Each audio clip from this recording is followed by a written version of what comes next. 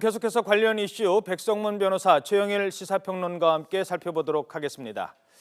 안녕하십니까? 안녕하세요. 안녕하세요. 예. 자, 먼저 첫 인선이 윤석열 대전 네. 고검 검사입니다. 어떤 의미가 있는 걸까요? 저는 깜짝 놀랐는데요.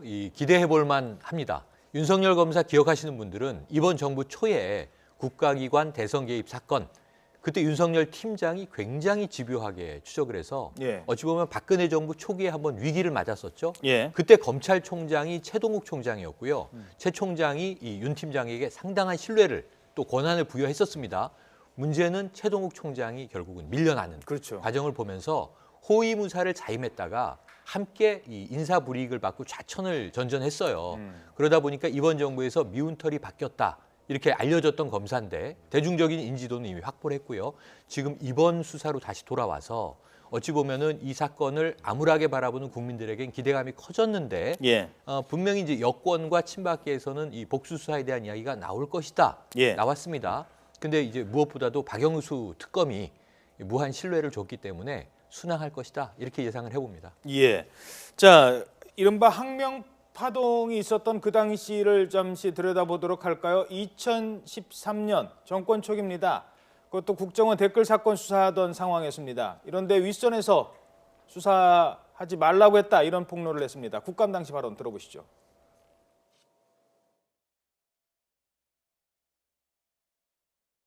수사를 이렇게 앞으로 자꾸 치고 나가게 해줘야 되는데 이렇게 자꾸 뭔가를 따지고 물론 뭐 다 필요해서 하다고는 하지만 좀 도가 지나쳤다라고 한다면 수사하는 사람들은 그런 것을 외압이라고 느낍니다. 네, 수사하는 사람들은 외압이라고 느낍니다. 사실 검사로서 저런 얘기하기가 쉽지 않잖아요. 저 발언 때문에 굉장히 이번에 특검에 합류하는 거에 대해서 국민들이 굉장히 관심을 많이 갖고 굉장히 지지를 많이 보내고 있어요. 어제 실시간 검색어 1위까지 하셨었는데요. 예. 저 당시에 제가 좀 기억에 났던 그 상황을 좀 말씀드리면 그 당시에 이제 중앙지검장이 조영권 검사였습니다. 근데 이제 당시에 국정원 직원에 대한 체포나 압수수색을 진행해야 되는데 결재가 안 나는 거예요. 결재가 안 나서 사실 말 그대로 항명이죠. 검찰 조직 내에서는. 그렇죠. 결재 없이 그냥 체포하고 압수수색을 진행을 했습니다.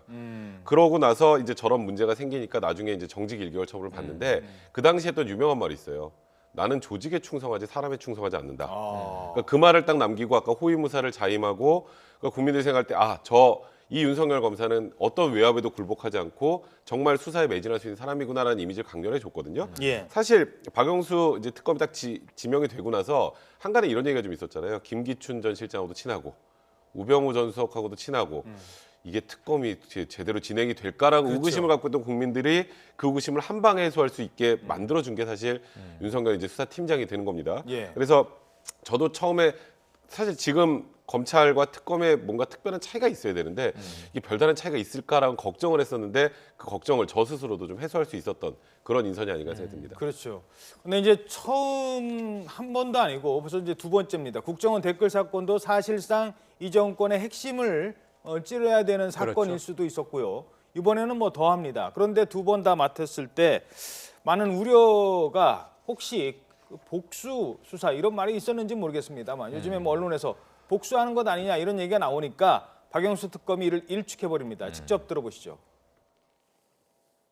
윤석열 검사 임명하신 거에 대해서 그 이유에 대해서 다시 한 번만 좀 말씀. 싫어요. 그냥 몇 번씩 얘기를 해야 돼. 나랑 호흡이 맞는 수사를 아주 잘 수사 호흡이 맞기 때문에 내가 저기 강권해서 내가 우리 수사팀에 합류시키려고 그래요.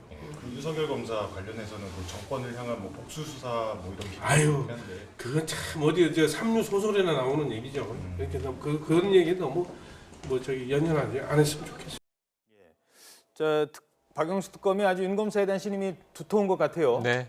왜냐하면은 아까 얘기가 나왔습니다. 뭐 호흡을 다 맞춰봤다. 나하고 잘 맞는다. 이렇게 얘기를 했어요.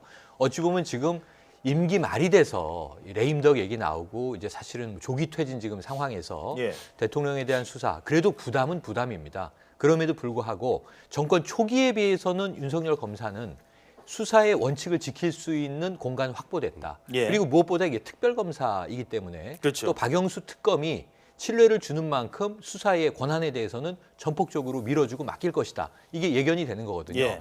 다만 이제 이 박 특검에게서 아까 나온 얘기 중에 좀 유념해 드려야 될 것은 사심의 복수를 남용할 이런 인물은 아니다.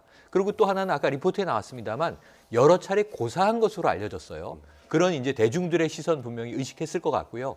이거 내가 맡을 자리인가 이 고민을 했을 것 같은데 예. 강권에 왔다고 하니까 이 결심을 한 만큼 수사 일로 매진하지 않겠는가 이런 기대를 해봐도 좋을 것 같습니다. 예. 자, 그러면 윤석열 검사가 맡게 될 특검에서 역할 어떤 게 있을까? 그러니까 일단 지금 특검 밑에 이제 특검보가 4명이 있어야 되고요. 그 밑에 이제 파견 검사가 20명이 있어야 되는데 그 20명의 대장이라고 생각하시면 됩니다. 그러니까 이 특검보는 변호사여야 돼요. 변호사를 7년 이상 한 분들이어야 돼서 지금 윤석열 팀장, 수사팀장은 말 그대로 이 파견되는 20명의 검사를 총지휘하는 지금 수사 핵심을 담당해야 되는 분이 되는 거고요. 사령관이군요. 야전 사령관입니다. 그러니까 이제 하나 좀 걱정이 되는 건 일단 박영수 특검에서는 어떻게든 이번 주말 안에 특검보 4명까지 임명을 마친다. 그러니까 8명을 올리면 4명을 이제 대통령이 고르는 상황이 되는 건데 이게 문제는 변호사의 현업을 이제 중단해야 되잖아요. 예. 그죠? 그리고 나중에 뭐 지금 최장 120일, 그 다음에 뭐 공소유지까지 하려면 근 반년 이상을 변호사 일을 못 해요.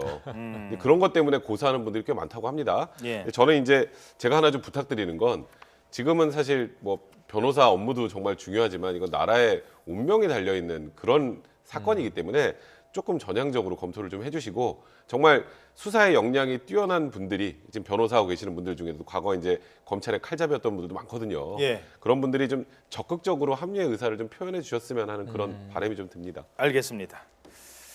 자, 특검에 대한 기대가 높은 것 같습니다.